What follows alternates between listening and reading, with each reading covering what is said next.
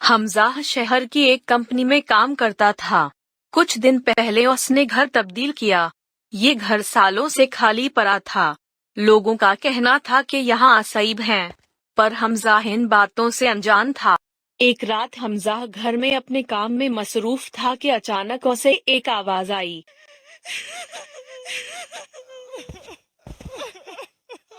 यह कैसी आवाज है? जैसे कोई रो रहा है। हमजा इधर उधर देखने लगा कि आवाज कहाँ से आ रही है, पर किसी को ना पाया। लेकिन यहाँ तो कोई नहीं है। अगले रोज वो अपना सामान रख रहा था कि उसे घर में कुछ अजीब महसूस हुआ। यह कैसे गिर गया?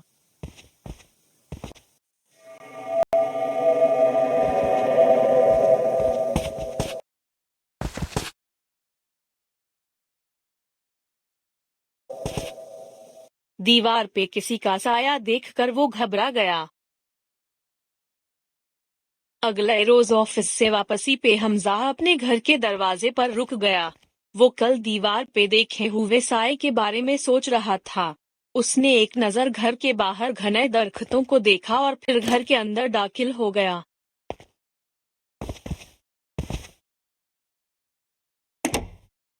वो सोचने लगा कि इन दरख्तों पे भूत रहते होंगी जिनका साया घर के अंदर नजर आया होगा। यही सोचते सोचते और काम की थकावट की वजह से वो वहीं सो गया।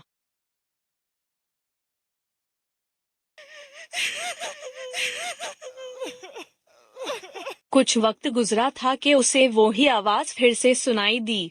उसे लगा कि कोई उसे टैंग कर रहा है। वो जल्दी से उठा और खिड़की से बाहर देखने लगा, पर उसे कोई दिखाई ना दिया।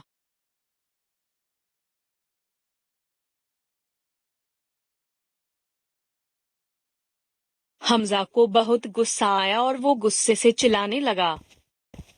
कौन है यहाँ? कौन है? सामने आओ। जो कोई भी मुझे डराने की कोशिश कर रहा है, सुन लो, मैं नहीं डरने वाला। सुना तुमने?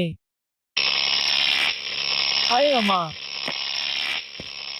लैंप के खुद ब खुद जलने बुझने पर हमजा बुरी तरह डर गया और भाग के कमरे में छुप गया।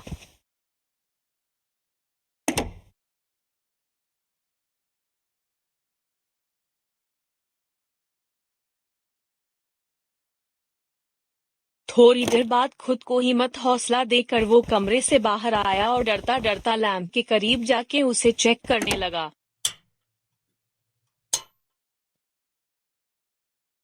मैं फजूल ही डर गया था इससे। उसे तसल्ली हुई ही थी कि घर में कोई भूत नहीं है कि अचानक फिर से उसे किसी की मौजूदगी का एहसास हुआ। ऐसा लगा जैसे यहाँ कोई था।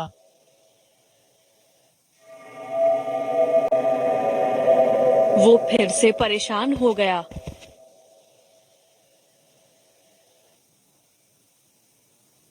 कहाँ फंस गया हूँ मैं? वो साया अक्सर हमजा के आसपास रहने लगा।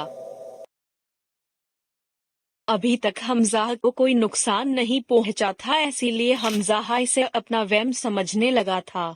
उसे लगता था कि कोई रोने की आवाज निकाल के उसे डराना चाहता है। एक रात वो अपने कमरे में किताब पढ़ रहा था कि उसको कमरे में कोई चलता हुआ नजर आया।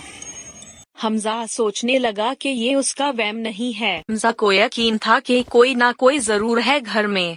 वो पूरे घर में तलाश करने लगा। हमजा सोचने लगा कि ये उसका वहम नहीं है, जरूर घर में कोई है। वो इधर उधर देखने लगा कि कौन छुपा है घर में। कौन है यहाँ? कौन है? सामने आओ। इसी दौरान उसे फिर वो ही रोने की आवाज आने लगी। वो खिड़की के जानिब बढ़ा। जैसे ही उसने खिड़की खोली वो साया उसके सामने आ गया। हमजा खौफ के मारे वहां से भागा और अपने कमरे में बिस्तर में छुप गया। भूत, भूत है यहाँ। इस घर में भूत है। कहाँ फंस गया मैं? बिस्तर में लेटे लेटे वो सो गया। कुछ घंटों बाद उसे फिर से वो ही आवाज आने लगी।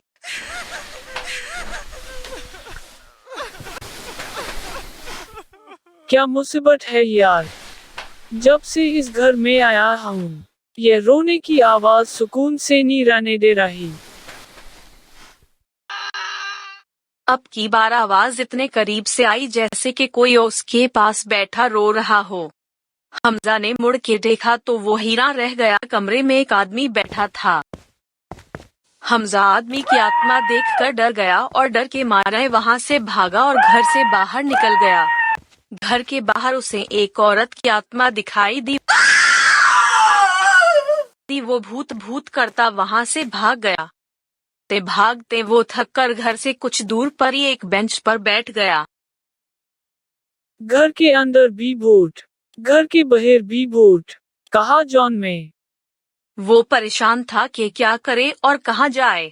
अचानक उसे एक ख्याल आने लगा। यह भी तो हो सकता है कि कोई मुझे डरा रहा हो।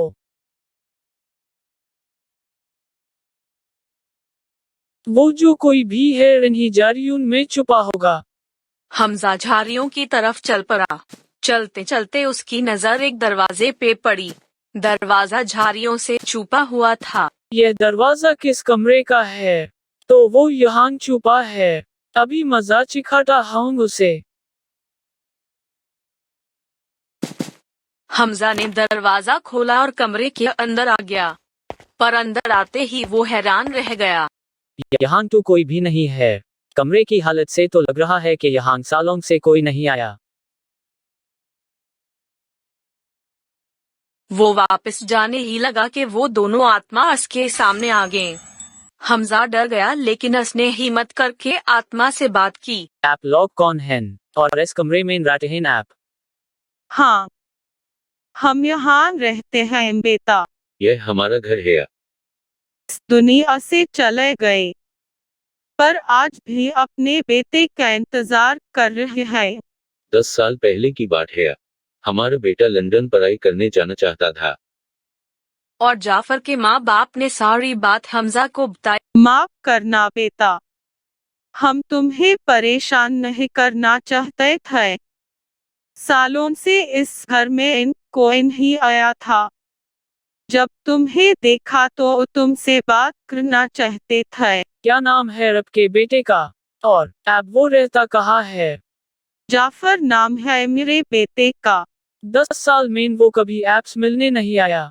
यानी कि ना आपके जीते हुए और ना ही आपके मरने पर भी वो वापस आया। मतलब उसने कभी आपकी परवाह ही नहीं की। अब तो वो कारोबार करता होगा। वो इसी की पढ़ाई करने लंदन गया था। तुम्हें मिले तो उसे बताना और कहना कि एक बार अपने माँ बाप से मिलने आजे। लेकिन मैं उसे कैसे पहचानूंगा? जाफर की माँ ने कमरे में गिरी एक तस्वीर की तरफ इशारा किया। हमजा ने वो तस्वीर उठा के देखी तो वो हैरान रह गया।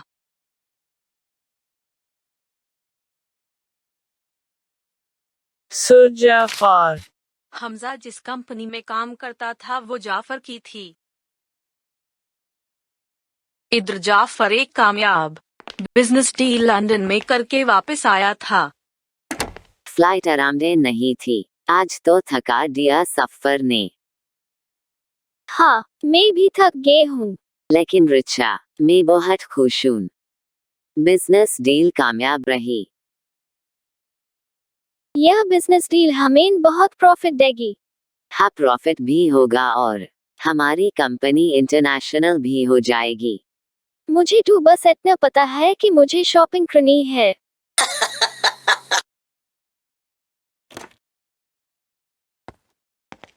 सर, एम्प्लॉय हमसे आपसे मिलने आए हैं। ओह नो, इस वक्त मैं बहुत थका हुआ हूँ। सर, वो कह रहे थी एक खास बात करनी है। हमजा को इस वक्त क्या खास बात करनी होगी? अच्छा, चलो भेजो उसे।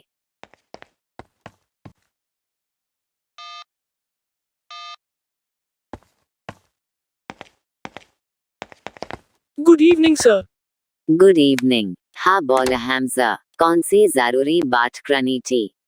सर बात यह है कि कुछ दिन पहले मैंने अपना घर शिफ्ट किया है। और जिस घर में मैं अब रहता हूँ उसी के बड़ी मेन बात करनी है। अच्छा, तो पैसे वगैरह चाहिए, मैं मैनेजर से कह देता हूँ। नहीं सर, पैसे नहीं चाहिए। तो फिर क्या बात है? सर जिस घर में मैं रहता हूँ वहाँ और भी कोई रहता है और वो एप्स मिलना चाहते हैं।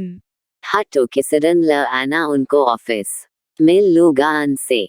वो नहीं आ सकते, आपको अभी चलना होगा मेरे साथ।